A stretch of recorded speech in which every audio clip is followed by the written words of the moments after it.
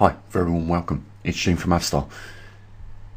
Guys, the first thing I need you to do right now is activate the grey matter. Switch the brain on and listen to what I've got to say.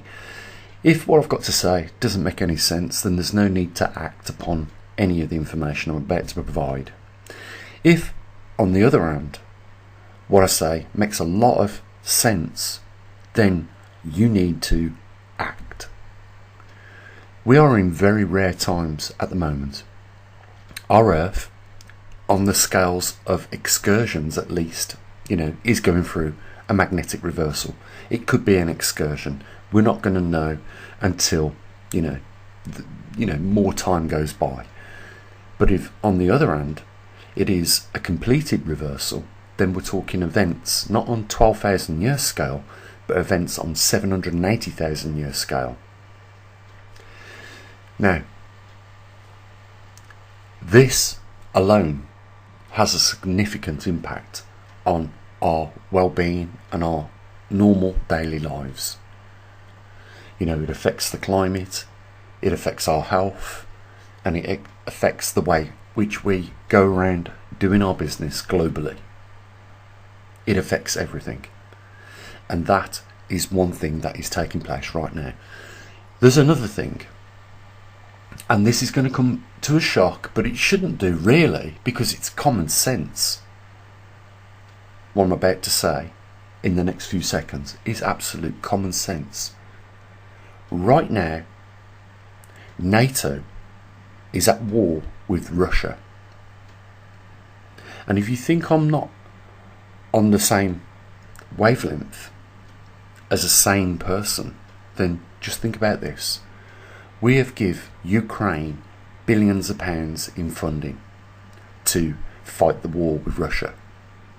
We've given them ATACMS missiles, Starstreak missiles, Abrams tanks, Challenger 2 tanks, German Leopard tanks, F-16s, and special forces from NATO countries have been engaging in the war with Russia.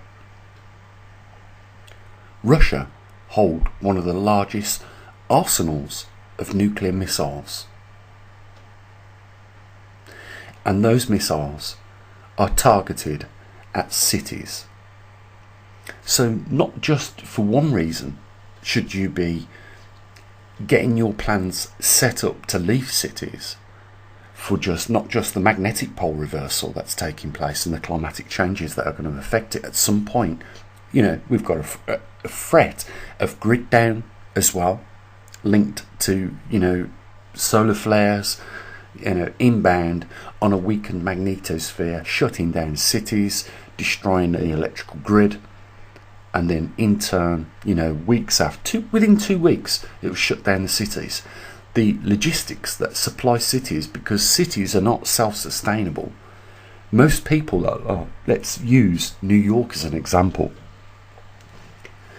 New York is a dysfunctional city. They are moving us into a paradigm of EVs. Where is everybody going to charge up their cars if there is only electric vehicles? How is New York going to function if it has to rely just solely on electrical cars and trucks? It's not. We've got some very disturbed and broken individuals running our towns and cities right now, and I applaud you to get out of it. Get out of Dodge while you can, whilst there's still some value in your property. People are waking up to this already. I can see this around where I live now. The houses that are getting up for sale are for multiple reasons. Some people have, through the cost of living crisis, have had to borrow on the credit cards, take loans out, just to subsidise their living costs. And now they've got to a point where they've decided to downsize so they can pay off those loans and credit cards and start afresh. But some people are also waking up to what is going on and understanding the vulnerabilities of the positions that they're in. The only way Russia can win this war with NATO is by bringing out their nuclear arsenal of missiles. And it will happen at some point, and I'm surprised it's not already, because there are lots of strategies revolving around a nuclear war. And one of those strategies is you don't wait till the last minute to use them. In fact, you use them at the very beginnings, because then you still have your equipment, your tanks, your armoured AVs, etc., then to mop up what's left after. If you use that at the beginning of a war, you use up all your abilities to fight a ground war at the beginning, and then use your nuclear weapons. You've got nothing to fall back on after that nuclear war has taken place. So I am absolutely surprised right now why Russia has not used them. If we just go further to the southern hemisphere of our planet and focus on what China are doing, China are now almost outcompeting the United States with their military navy and capabilities. And China, Russia and Iran, and a scattering of other countries in the Middle East are working together to fight back against what is happening right now. But it will be the cities that will inevitably be the targets of future aggressions, and nobody seems to be wanting to shut this down. And we've been talking about this now for a couple of years here on the channel with regards to the war and the potential war which is going on around the world. It's time to wake up, because this is real.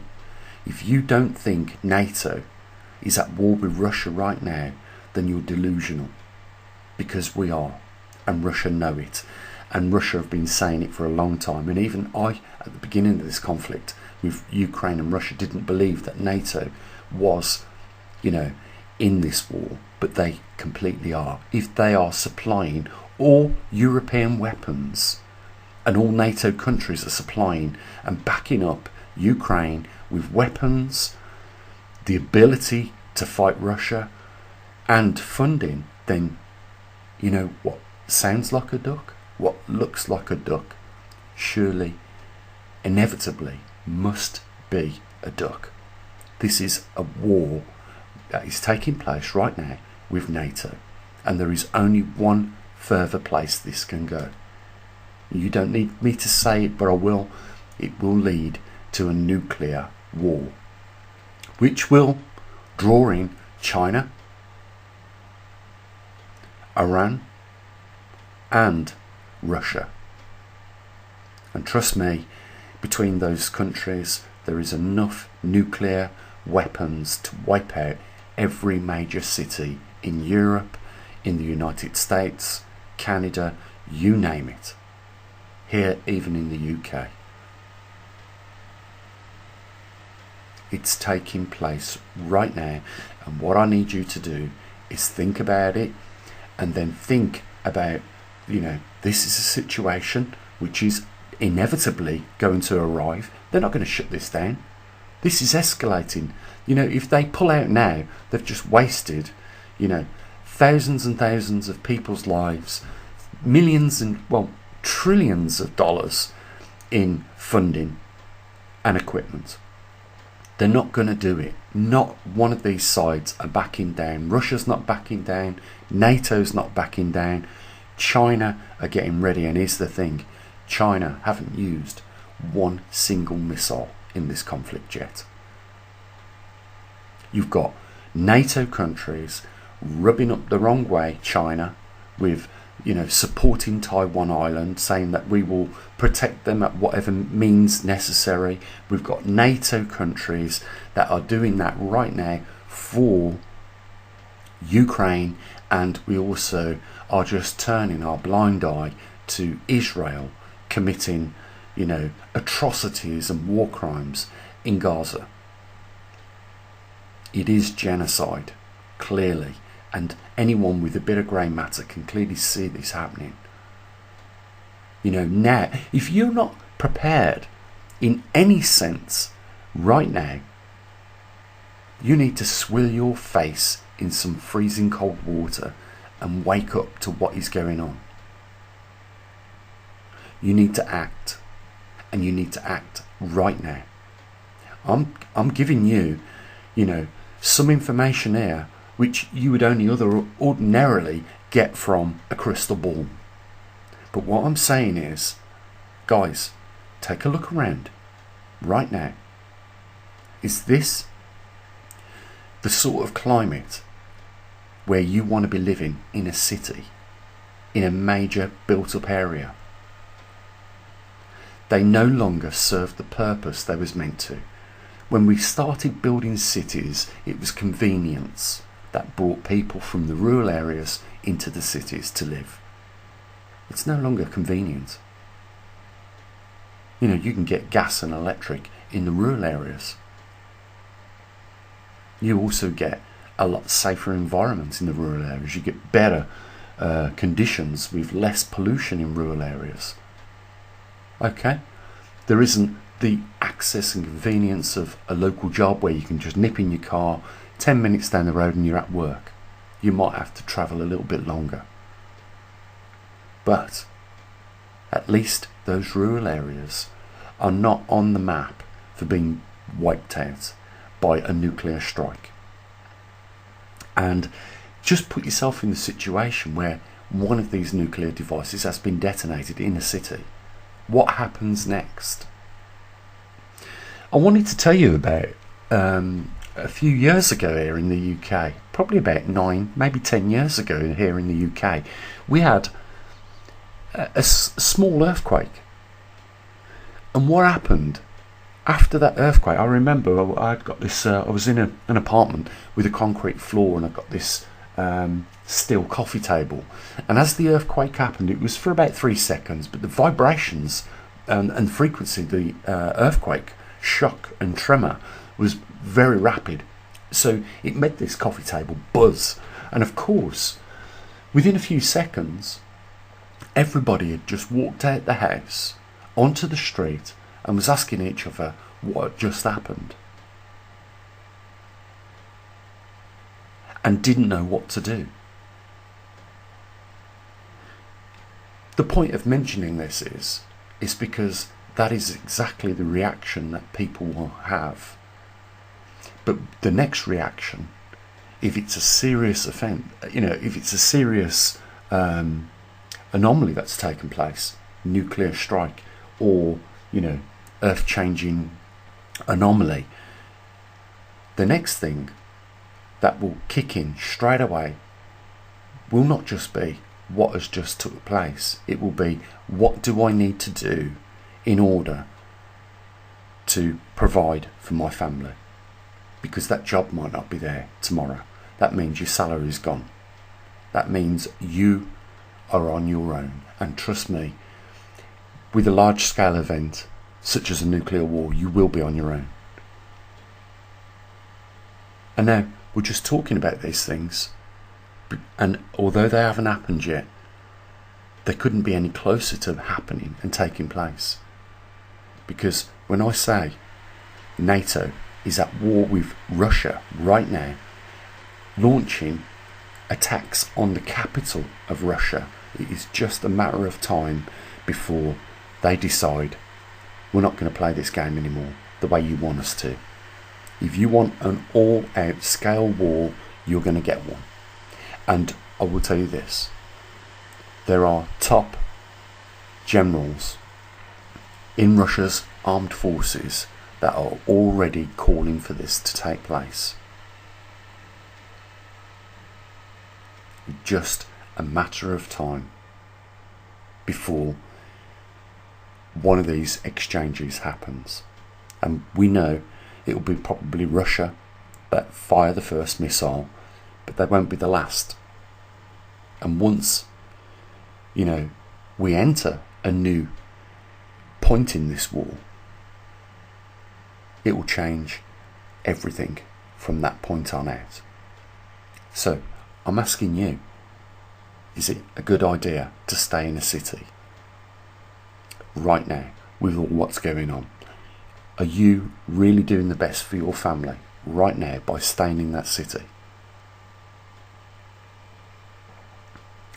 It's down to you to think about these things. I'm just, rebutting what is absolutely obvious, that NATO are in a conflict with Russia right now. It cannot be denied.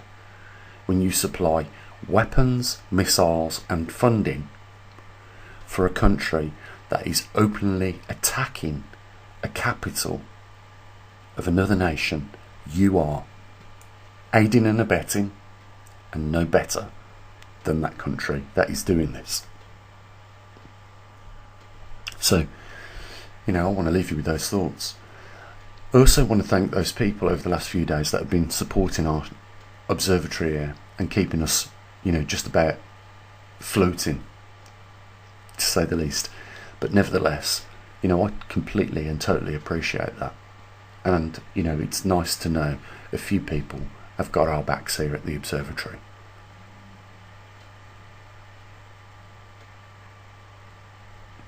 I'll say what I usually do. You take care of your loved ones. Link down there in the description if you want to help support us. Be nice to see a few more.